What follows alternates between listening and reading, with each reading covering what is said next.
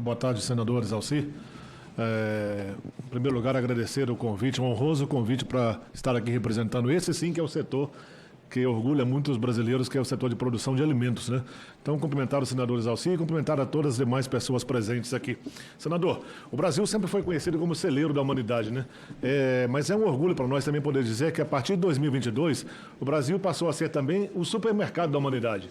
O que significa isso? O Brasil hoje é o país que mais exporta alimento industrializado do planeta, né? Nós tínhamos uma disputa muito cercana, muito perto ali com os Estados Unidos, mas passamos em 2022 e passamos de longe. Queira Deus que a gente consiga manter, que o Brasil consiga manter sempre esse posto de maior exportador de alimento industrializado do planeta. O Brasil, a indústria brasileira de alimentos e bebidas produz 270 milhões de toneladas de comida todos os anos. E desse total, 3/4 ficam no Brasil e 1/4 é exportado para 190 países, né, que sempre voltam a comprar, costumeiramente compram o nosso alimento, chancelando assim a qualidade daquilo que a gente faz aqui no Brasil. Isso é um orgulho para todos nós, né? Essa indústria gera mais de 10 milhões de empregos do campo até a mesa. E são 41 mil empresas que produzem alimentos e bebidas não alcoólicas no Brasil inteiro. Quando eu falo do campo até a mesa, eu estou incluindo inclusive a agricultura familiar. Porque 67,5% do que a agricultura familiar produz no Brasil é comprada pela indústria de alimentos, né? Mas nós temos uma situação que, apesar de todos esses números tão grandes, 270 milhões de toneladas de comida, celeiro do mundo, supermercado do mundo, o Brasil ainda enfrenta uma situação de fome. Nós temos hoje 33 milhões de pessoas que passam fome e um número ainda maior, mais expressivo. Algumas pesquisas falam de 65 milhões, outras chegam até 120 milhões de pessoas que enfrentam algum grau de insegurança alimentar. E a gente se pergunta, por que com tanto alimento, um campo forte, uma indústria forte, tem gente passando fome? O grande problema, senador, não é que falte alimento no Brasil, é falta de acesso a esse alimento, falta de renda para ter acesso, né? Quando a gente fala de falta de renda, é preciso saber, os dados são dados públicos esses, né? 70% da população economicamente ativa no Brasil recebe até 2 salários mínimos e compromete grande parte dessa renda, dos 2 salários mínimos, com alimentação, evidentemente.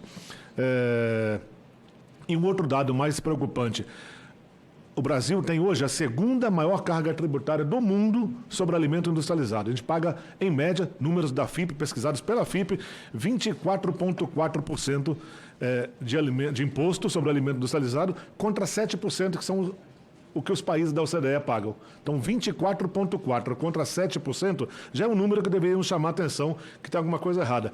Nós acreditamos, senador, que a reforma tributária é uma excelente oportunidade para o Brasil promover justiça social, colocando comida na mesa do brasileiro, né? A gente tem defendido desde o início, como essa União Nacional das Cadeias de Produção de Alimento e Bebida não alcoólicas, a gente tem defendido que a reforma tributária barateie o alimento. Qual alimento? Todos os alimentos. O alimento que você compra na feira livre, o alimento que você compra nas quitandas e o alimento que você compra no supermercado. Não tem sentido a gente pagar tão caro sendo um país que produz tanto.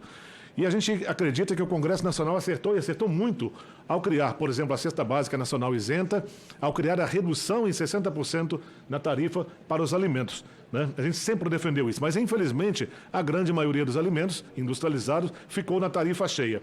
Quando a gente fala de tarifa cheia, imagina, hoje nós estamos pagando 24,4 e estamos falando talvez de 25, 26, que é o que se fala da taxa, com risco então de aumentar, né?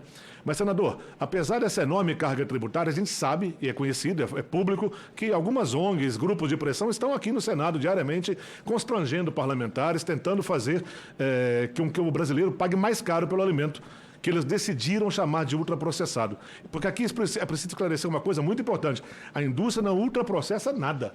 A indústria processa a matéria-prima na quantidade exata e necessária para transformar essa matéria-prima em alimentos seguros, né?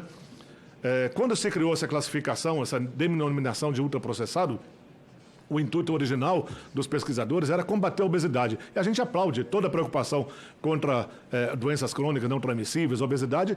é digno de ser aplaudido. O que não é digno de ser aplaudido é que os fatos mostram que alguma coisa está estranha nessa história. Porque, por exemplo, no Brasil, a gente tem 19,7% da nossa dieta vem dos chamados ultraprocessados. 19,7%. E nós ouvimos hoje o Ministério da Saúde falando aqui que 60% da população está em sobrepeso e obesidade. Mas vamos falar só de obesidade. Obesidade é 23%. Portanto, 19,7% dos alimentos ultraprocessados e 23% de obesos. Ora, no Japão, o consumo é 38%. A dieta do japonês considera 38,2%, para ser mais exato, de alimentos ultraprocessados e tem 3,5% de obesidade. Então você fala, a ciência tem que funcionar aqui, ali e acolá. Não pode só funcionar só aqui no Brasil, senão a gente tem que desconfiar e trazer outros dados para a gente poder discutir seriamente sobre essas coisas. Então, nos falam, né, João, mas peraí, mas o alimento ultraprocessado tem mais de 5 ingredientes. Bom, qualquer broa caseira que você fizer tem mais de 5 ingredientes em casa, né? Ah, mas tem aditivos. A broa caseira também tem um aditivo. Você põe pó royal para fazer broa. O que é o pó royal? É um fermento em pó químico, é um aditivo. Mas mais importante que isso, senador, o uso de aditivos alimentares não é um uso indiscriminado. Todos os aditivos que a indústria usa são liberados primeiramente pela OMS. Existe um órgão da OMS que tem mais de 70 anos de existência, que é o JECFA. O JECFA significa, é um acrônimo para Comitê Conjunto de Especialistas em Aditivos Alimentares. São mais de 200 especialistas do mundo inteiro que liberam ou não o uso de um aditivo. E eles trabalham pesquisando o grau de inocuidade, qual que seria a dose que seria inócua. E depois que a OMS libera, o EFSA na Europa, o FDA nos Estados Unidos, a Anvisa no Brasil, liberariam então aqui nos países nossos, inclusive em qual alimento pode ser usado. Não existe um uso indiscriminado. Para citar o pó royal que eu comentei aqui, um fermento em pó químico, eu não posso colocar pó royal e não fazer um iogurte, porque não é necessário.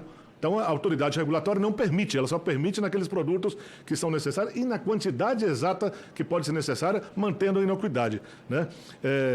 Então, esse JECFA é muito importante e realmente, ele é baseado só em conhecimento científico. Então, um alimento que fala, tem aditivos? Tem aditivos liberados pela OMS e pela autoridade regulatória, com padrões rígidos, porque são esses alimentos, aditivos, eles são revisados toda vez que aparece um novo conhecimento sobre isso. Vamos falar também, João, mas peraí, mas o ultraprocessado tem muito sódio, muita gordura. Você nunca foi numa feira comer pastel? Pastel com uma garapa, por exemplo, uma feira livre. Quem não gosta? Todos nós gostamos, não estou falando contra, não.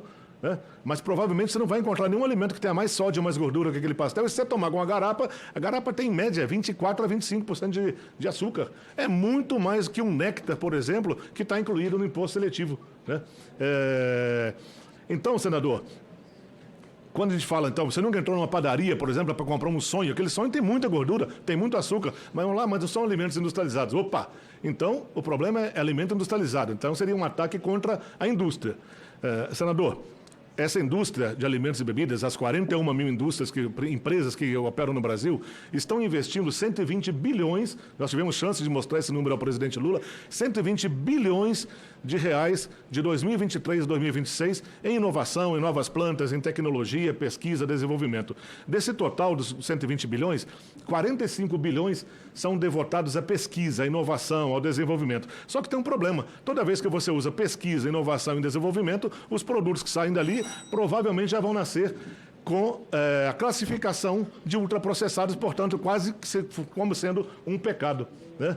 Um bom exemplo para isso, por exemplo, é uma pequena cooperativa de leite, de produtores de leite, que fabricam leite de saquinho, por exemplo. Algum dia eles querem aumentar o seu portfólio e falam, vamos fabricar requeijão? Pronto, requeijão é ultraprocessado segundo essa classificação. Então vamos fabricar iogurte com frutas? Também seria ultraprocessado segundo essa classificação. Ou seja, então vamos seguir fabricando leite, porque o brasileiro não merece comer outro tipo de produto. Esse tipo de discussão não deveria nem estar na mesa, senador.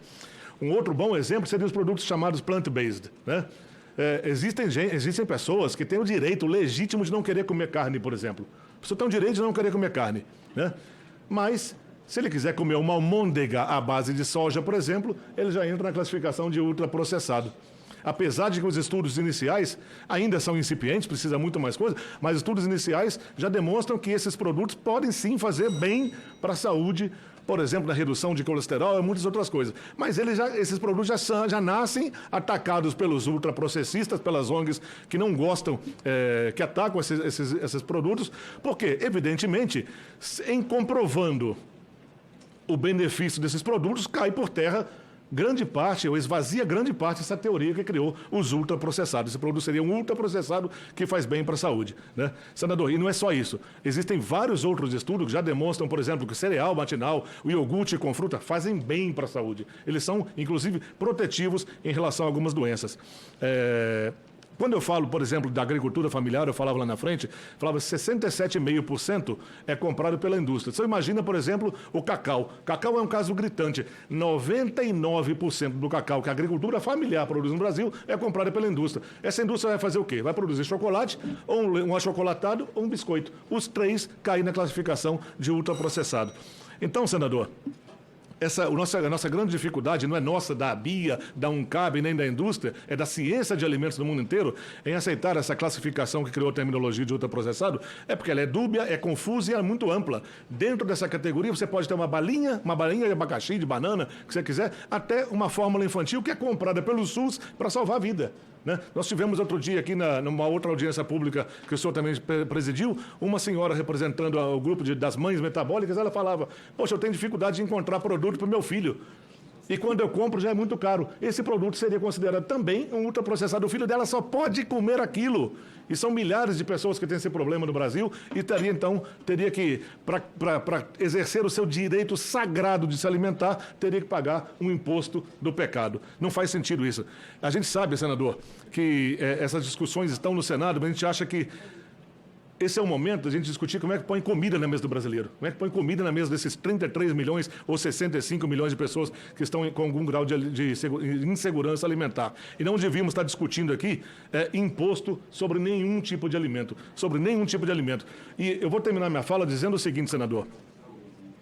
Nós temos no Brasil, eu falava que pagamos 24,4% de imposto sobre alimento industrializado, contra 7% da OCDE. Isso já é mais do que uma prova de que imposto seletivo não exerce nenhum efeito em relação à obesidade. Porque só um país do mundo, eu vou me privar de falar o nome desse país, mas é aberto, só um país do mundo cobra mais que 24,4% sobre alimento industrializado. Nós somos a segunda maior taxa tributária do planeta. Se isso fosse efetivo, o Brasil seria um país de gente magra. Gente magra, porque nós já pagamos muito imposto. 7% contra 24%, quanto mais vai ser necessário, né? E aí falarão, como já foi falado aqui hoje, não é só a obesidade, João, também tem as doenças crônicas não transmissíveis. Se isso fosse um fato também, por pagar tanto imposto, nós teríamos a segunda população mais saudável do planeta, e a gente sabe que não é verdade. Então, senador, a nossa sugestão aqui é muito clara, que não se acate nenhuma emenda que proponha a inclusão de alimentos em imposto seletivo e ainda mais que o Congresso acate aquelas medidas que pedem a supressão, por exemplo, da presença de bebidas açucaradas no imposto seletivo. A emenda 434, por exemplo, é uma que fala isso. Existem várias emendas, mas nós sugerimos que a bebida açucarada saia do imposto seletivo e que nenhum alimento entre na categoria de produtos que deveriam pagar esse imposto do pecado. Comer é um direito sagrado, não é pecado. Comer não é pecado e a gente defende, então, que não existe imposto seletivo para nenhum tipo de alimento. Obrigado, senador.